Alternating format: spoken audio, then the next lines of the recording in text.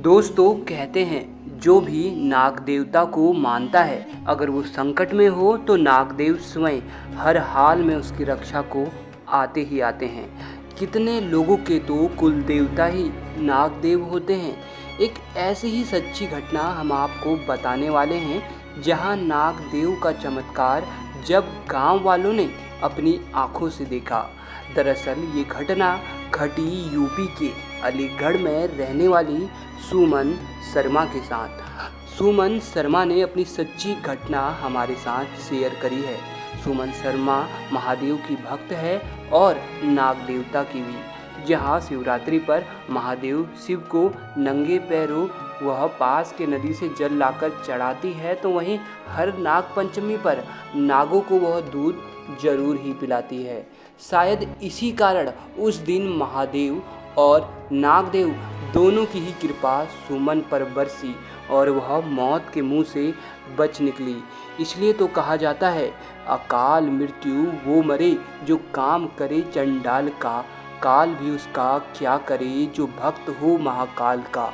और दोस्तों इस बात में आज भी कोई दो राय नहीं। तो दोस्तों सुमन शर्मा का रोज का नियम था कि वह पहले सुबह अपने घर से करीब 5 किलोमीटर दूर नदी पार कर शिव मंदिर जाती, शिव और नागदेव दोनों की ही पूजा करती। उसके बाद वापस घर लौटकर अन्य कामों में लग जाती। सुमन की भक्ति भावना से गांव का हर एक व्यक्ति परिचित था और सुमन का स्वभाव भी बहुत सरल था। वो बहुत हंसमुख और सबके साथ घुलने मिलने वाली थी, जिस कारण गांव का हर एक व्यक्ति उसे जानता था। एक बार अलीगढ़ के उस छोटे से गांव में 3 दिन तक लगातार बारिश हुई, परंतु सुमन ने शिव मंदिर जाना नहीं छोड़ा। चौथा दिन भी बारिश थमने का नाम नहीं ले रही थी, परंतु उस दिन भी सुमन ने निश्चय किया कि वह शिव मंदिर जाएगी। हालांकि सुमन के माता पिता ने सुमन को बहुत रोका, बताया कि रास्ता खराब है और नदी भी अपने उफान में है, तुम डूब जाओगी, तुम वहाँ कैसे जाओगी। इस पर सुमन ने कहा, मुझे अपने महादेव पर भरोसा है, वे मुझे कुछ नहीं होने देंगे। और वह घर से शिव मंदिर के लिए निकल पड़ी।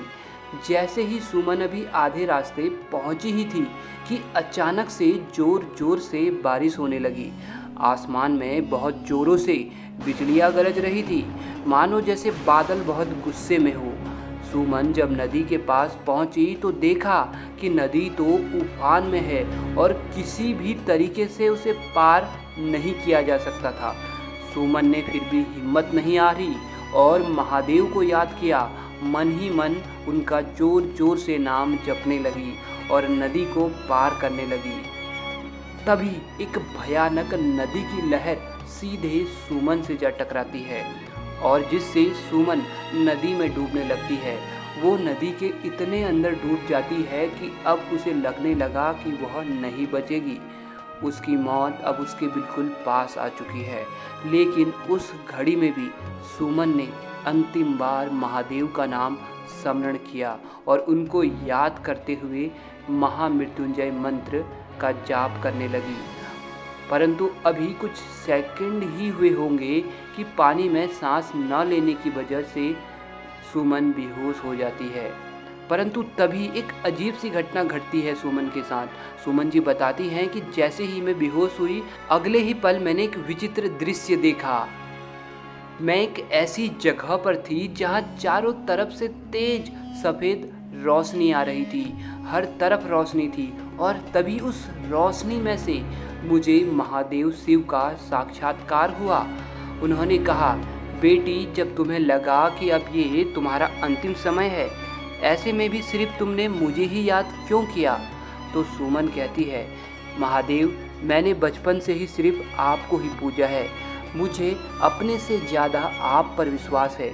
मुझे यकीन था एक न एक दिन आप मुझे दर्शन अवश्य ही दोगे। आज मैं धन्य हो चुकी हूँ।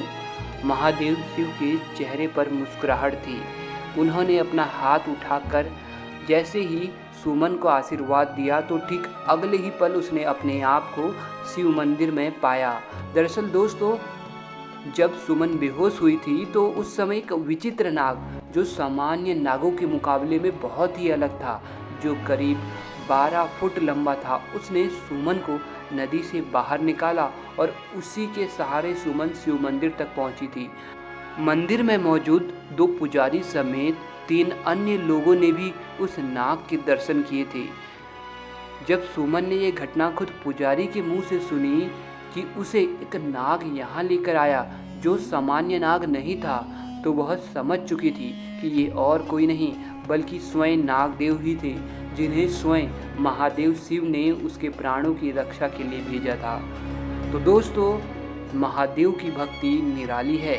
अगर आप भी महादेव के सच्चे भक्त हैं तो एक बार कमेंट बॉक्स में दिल से, सच्ची श्रद्धा से हर हर महादेव का जयकारा जरूर लगाना।